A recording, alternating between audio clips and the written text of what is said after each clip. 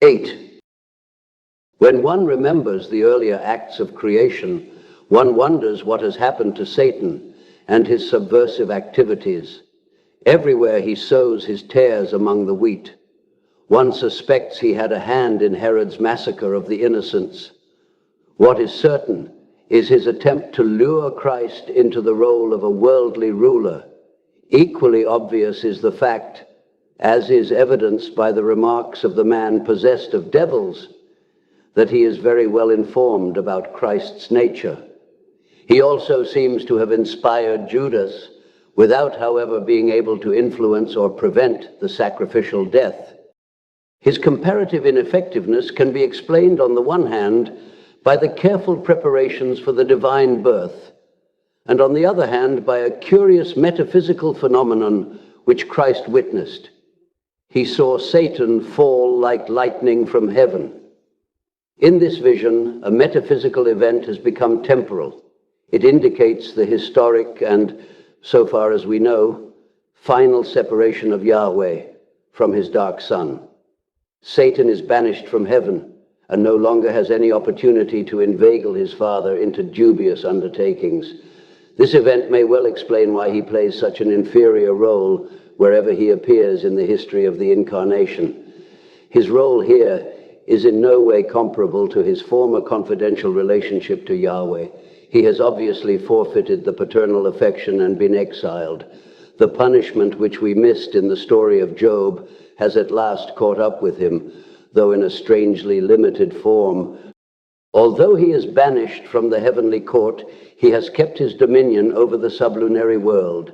He is not cast directly into hell, but upon earth. Only at the end of time shall he be locked up and made permanently ineffective.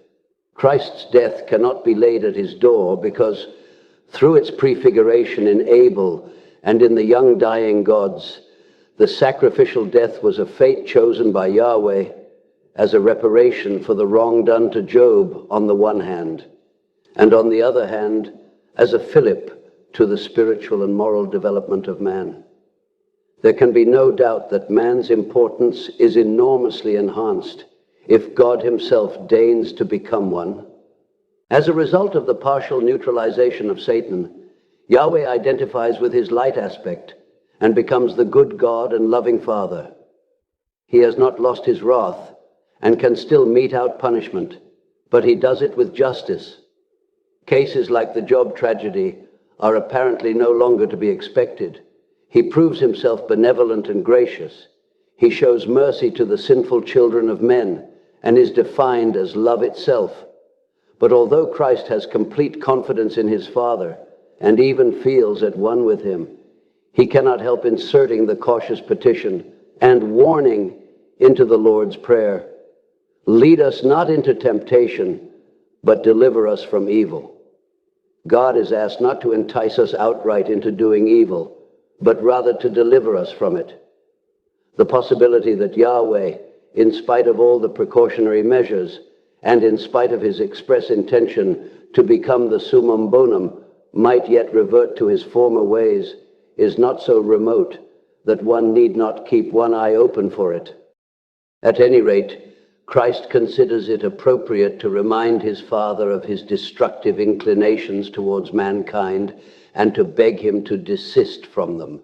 Judged by any human standards, it is after all unfair, indeed extremely immoral, to entice little children into doing things that might be dangerous for them simply in order to test their moral stamina, especially as the difference between a child and a grown-up is immeasurably smaller than that between God and his creatures, whose moral weakness is particularly well known to him.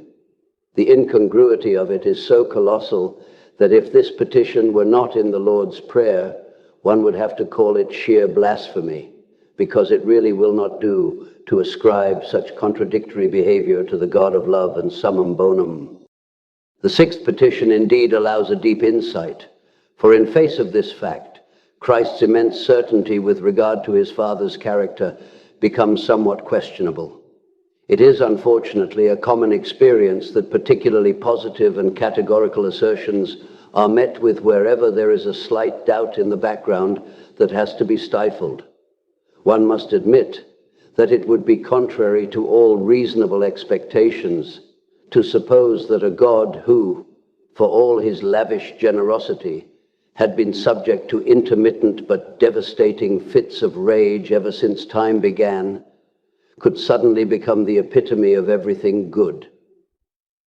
Christ's unadmitted but nonetheless evident doubt in this respect is confirmed in the New Testament, and particularly in the Apocalypse. There Yahweh again delivers himself up to an unheard of fury of destruction against the human race, of whom a mere 144,000 specimens appear to survive. One is indeed at a loss how to bring such a reaction into line with the behavior of a loving Father, whom we would expect to glorify his creation with patience and love.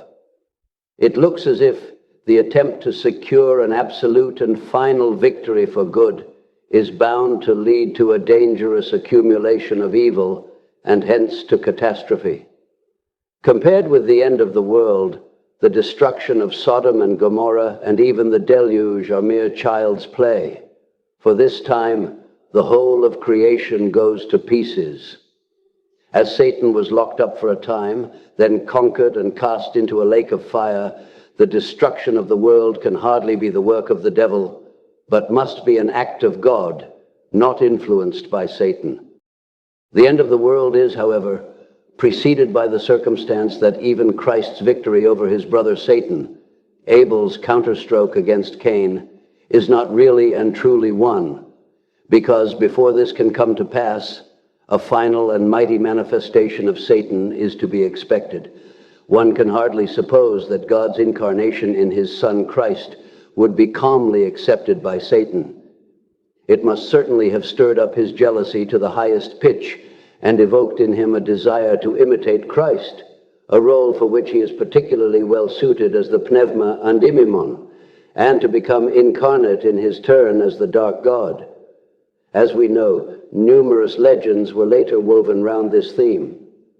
This plan will be put into operation by the figure of the Antichrist after the preordained 1,000 years are over, the term allotted by astrology to the reign of Christ.